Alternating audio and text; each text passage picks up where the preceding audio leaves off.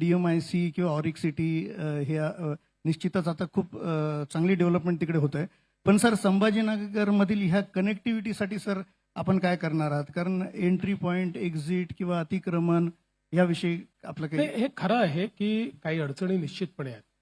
आता DMIC मध्ये आपल्याला म्हणजे या सगळ्या अधिकची लँड, अधिकची जागा करणार, त्या आपल्याकडे जागा कमी पडायला लागली आहे. मोठ्या प्रमाणात अँसिलरीज येणार आहेत, त्यांच्याकरता जागा आहे, ती जागा आपल्याला करायची आहे. त्यानंतर 2 MIDC आपल्या किंवा 2 हे जे औद्योगिक क्षेत्र आहे त्या क्षेत्रांना जोडणारा रस्ता आपल्याला तयार करायचा आहे.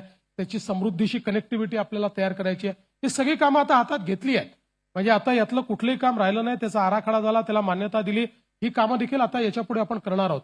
आणि यासोबत आपल्याला लक्षात असेल की पहिल्यांदा 2015 साली छत्रपती संभाजीनगरच्या रस्त्यांकरता 100 कोटी रुपये मी दिले होते. आणि तेव्हापासनं छत्रपती संभाजीनगरमध्ये रस्ते आपल्याला मोठे करता येतात, ते कॉन्क्रीटचे किंवा चांगले करता येतात, ही भावना तयार झाली. आणि काही रस्ते त्या काळामध्ये झाले, मध्यंतरीच्या काळात काही रस्ते झाले.